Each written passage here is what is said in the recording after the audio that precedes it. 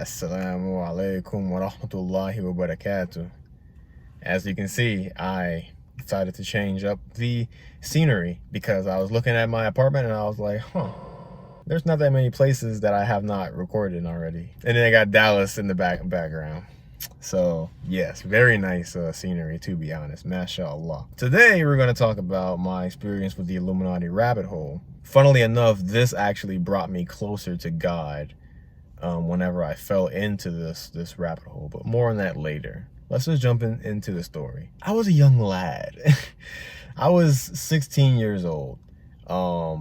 Just turned 16. It was like March of 2016. You know, prior to this, what I'm about to say, you know, prior to this, I have no experience with any conspiracy theories, or I didn't know anything about any of that, right?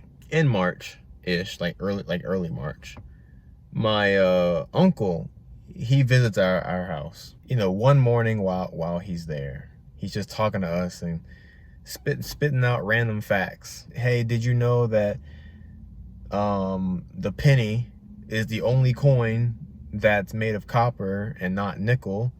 Because, you know, Abraham Lincoln, the guy who's on the penny, he's the one who freed the slaves, and they don't like the fact that he freed the slaves, so that's why the penny is copper. And other little like small conspiracies like that, like little bitty things that's like, hey, a little fun fact, a little trivia, like, it makes sense. It might not be true, that might not be the reason why the penny is made out of copper, but kind of makes sense when you think about it. Like, okay, cool, correlation without causation, whatever. And if it makes sense, then I mean, there's no point in really denying it, right? That was my logic at the time. After spitting out these little fun facts, then he finally hit us with that big one. If he just dropped the big one, then we would have been like, oh, you're full of it. But he just step by step, baby steps, and then he said we never went to the moon. We never went to the moon. I was like, huh? And then he started giving up his evidence.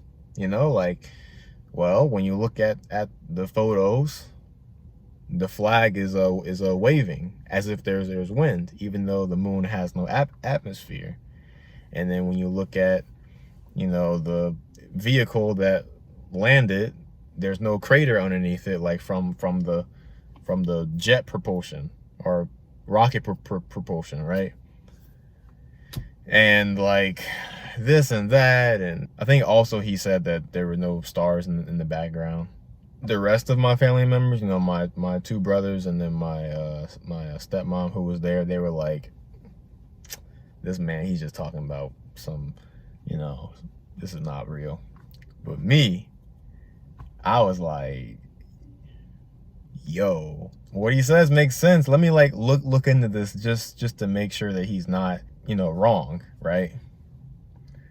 So I went on YouTube and I looked up, you know, going to the moon, like, did we go or not, and all that. Came across some conspiracy videos, and I was like, holy crap, it makes sense. Yeah, we never went to the moon. Like, this is, we've been lied to. It doesn't make any sense. Like, how could we in the 1960s have gone to the moon, and like nowadays we can't go to the moon? Like, we used to go there all the time from the 60s to the 70s, and then all of a sudden we don't go anymore? That's kind of weird, huh? And then that led me to another thing. Not only did we not go to the moon, but no matter how advanced technology gets, you can't go to the moon because the earth is flat. And when I found this out, whenever I discovered this conspiracy theory, I was like, yo, and it was crazy. It was mind-boggling. I was like, I've been lied to. It is such a crazy feeling to realize that you've been lied to your entire life. And then that led me to, you know, why would they lie about this? And then that led me to the Illuminati. I'm not gonna get into the specific conspiracies. That's cap. But I did come across, what I like to refer to as, and what many people probably refer to as, the global conspiracy, which essentially is that entire thing about the whole, oh, less than 1% of the world, i.e. the Illuminati, Freemasons, Rockefeller, Rothschild, all that, maybe a certain religious it starts with a J, all that is like at the top of the pyramid, literally. And and you know, they have all the different symbolism. You've got the all-seeing eye, and the as above so below, and the you know, you got the, yeah, wait, no, I gotta do like this. You got the 666, and then they do that with like their eyes, and then they cover up their eyes, one eye symbolism. And you've got the checkerboard tiles, which symbolizes duality, as above so below. And then you've got the two pillars and all this, like a portal, and like the G with the little compass and the ruler, and explosion of knowledge. Just, and it's like, damn, like these people, these elites are controlling everything. Everybody's just asleep to this because the media controls, and they make us docile, and they make us have our little fluoride toothpaste that we don't think about it. And then we got the alpha waves going through our heads instead of beta and gamma or whatever else. And then like that causes us to be more like, you know, because alpha waves are what happens whenever you're, you know, just getting into your like sleep cycle, going to sleep. Chemtrails, how the planes, whenever they're flying, then you've got the little, you know, they spew out the little trail behind them. And you've got contrails, yeah, whenever the got a trail, but it disappears after a while. But the chemtrail, the plane goes and the trail stays. And it's just like, that's chemicals that started in the 1970s or 60s or whatever, and that was supposed to do something with the environment, but they lied about it because it actually has certain chemicals in it that do this and that. And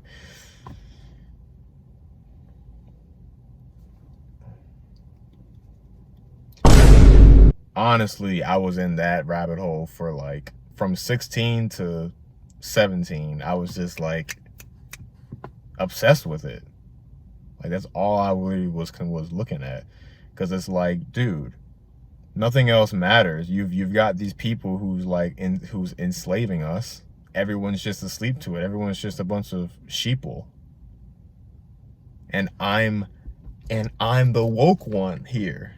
Me, a 16, 17-year-old, I finally have the knowledge that no one else has. That made me feel good. Like I knew something that other people didn't, so therefore I was like, not better, but yes. Yeah, so that was that.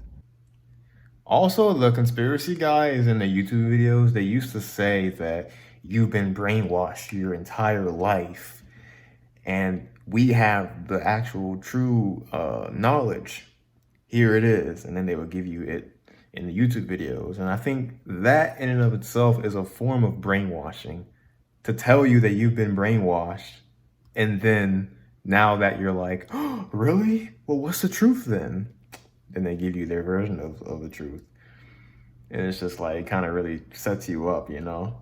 And it's like, they tell you that as a sheep, you know, people are just blindly following the media and government and TV, but then here you are blindly following the YouTube videos that are about conspiracies. It's a trap. And I guess when you look into like, okay, but why? If the Georgia Guidestones or Milestones, Guidestones, I don't know, if those things are actually real and they really do want to bring our population down to 500,000, and they want to, you know, do this and that, and like all of the wars since like the 1800s have been like funded by Illuminati and so on and so forth. If all these conspiracies are really true, what's the point, right? Like, why would they put so much energy into all this? Like, what's the point of all this? The answer that I was given was, with a lot of things, they're trying to take God out of the picture. So for example, the whole flat earth thing, they want you to believe that the earth is a globe, and that the earth came by like rocks crashing into each other, and those rocks came from blah blah blah. And because that type of model of the universe, that Big Bang, everything came from that, that's a godless model. But with the flat earth, it's a disc, and that disc has a dome firmament, and it's obviously designed by a creator, by a god. And they want you to believe in a globe that can be explained without God, because they want to take God out of the picture, because by making us a godless society, we're easier to control. That was one of the things that brought me closer to God, realizing that there were people who wanted to turn me away from God. But the nail in the coffin for me, these Illuminati guys, who also happened to meet at the, what's that thing in the woods? I can't remember, with the big old owl, and then there's like, and that's also why Drake wears the OVO thing, because he's part of it too. And I don't know, like, what's that thing called? I don't know, but they wear robes to that thing. And basically all of the elites go there, and I don't know. But the point is, like, the elites, they do human sacrifice. They are part of Satanism. They are Satanists. They worship Satan. And there's two types of Satanism. There's the Antoine LaVey Satanism, which is sort of like atheism, except not really.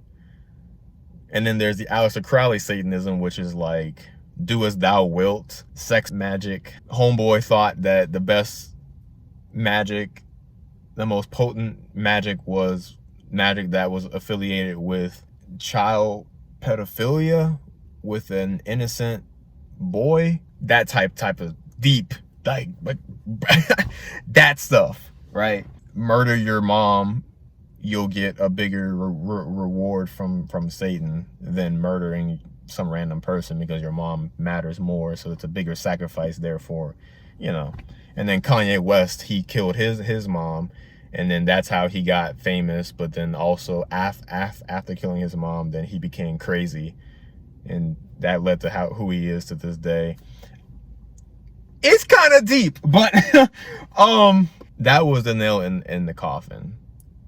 To think that there's people out here who are actively worshiping Satan. If there's people out here who are working very hard against God, we need people out here who are working very hard for God. And so that's what caused me to turn closer to God. And that's whenever I bought a Bible and then started to really study it on my own. And then that's whenever I went from being just a guy who was Christian because my parents were Christian, to a guy who was Christian because, like, nah, like, I, believe in this. I study it. That's because I refuse to let these people turn me away from God and make me fuel to the fire, which is this matrix that we live in. So that was my rabbit hole. I was still a young lad, right? So my attention span was still small. It was still the attention span of a teenager. So I never got too deep into like really, really deep into it, even though it kind of sounds like I did, but it goes deeper. It goes deeper. But I didn't go too deep. But because I didn't go too deep, it just got to a point where it was kind of like repetitive, and it was just like, okay, you're just rehashing stuff I already know. Eventually, like, I don't know if it was whenever I was like 17 or 18, but I just sort of started to like divert away from it. I just started to kind of like not obsess with the stuff as much anymore and just move on and just kind of like live. I still believed in the existence of the Illuminati and all this stuff, but I just wasn't looking into it anymore because I already knew enough, and knowing anymore really wasn't going to change anything about society. And 18 years old, I graduated from high school, went to college. Slowly over time, just it just kind of like went to the back of my head and just was not even really a thing. And I just sort of lived life like a regular sheep that I was talking about earlier. Just like, okay, yeah, these things exist. Let's just live life, I guess. Let's just be part of the matrix, I guess. Around the age of like late 18, like 19 years old, that was really whenever I decided, you know what, let me actually like go back and like rewatch some of this stuff. And now that like 3 years had passed, I was able to like look at things with a more mature brain. I mean, 3 years is not a big difference from 16 to 19, but it's like, let me actually look at this stuff again. And by this point, I had already started my pilot training. If I'm training to be a pilot, and I'm learning how to be a pilot, and they're talking about things like the Coriolis effect and other things that have to do with the Earth being a ball and not a disc, then it's just like, okay, I guess I'll just, you know, like I was trying to hold on to it, but it's just like, you know. And then over time, you know, eventually I went back and looked at some of the old claims I used to believe in when it comes to flat Earth. And it's just like, dude, some of these claims are just dumb. There were some things about flat Earth that I just sort of like swept underneath the rug. Things that did not make sense, but I just sort of like didn't even worry about it because the rest of it did. I think flat Earth made more sense to me whenever I was a teenager than the globe did, because I wanted it to. Because I wanted it to be true, so that I could have, so that me as a 16-year-old could experience that validation of discovering the truth, you know. It's a trap, not just with flat Earth, but with anything, you know. Like, when you discover something new, why are you doing it? You know, why do you believe that this thing is true? Is it because you want it to be true, or is it because it actually is true? In college, I lost my belief in the flat Earth and went back to globe, alhamdulillah. And then I just sort of kind of believed in all that Illuminati stuff, but it just slowly just faded out. I didn't really like, okay, yeah, sure. So let's actually fast forward to after I became Muslim. There's a particular brother who I met at the masjid several months ago. I would like to do an interview with him soon, inshallah. So if you see an interview on this channel soon about another guy who became Muslim, that's who I'm talking about. He sent me the link to an 8-hour video titled The Arrivals. And The Arrivals is it's a documentary made by Muslims, and it's essentially the global conspiracy, but from a Muslim perspective. Because see, before I was looking at the global conspiracy from a Christian perspective, and some things didn't make sense. But from a Muslim perspective, it's like, oh wow, this actually kind of makes sense. So, for example, Islam tells us that in the end times is going to be this guy named the Dajjal, or the Antichrist, and he's going to have one eye, and he's going to deceive the people. So that kind of explains all the one eye symbolism. The Jews, they believe that the Messiah has not come yet. And they believe that the Messiah is supposed to come and reclaim the promised land. I'm going to put a map up showing what the promised land is.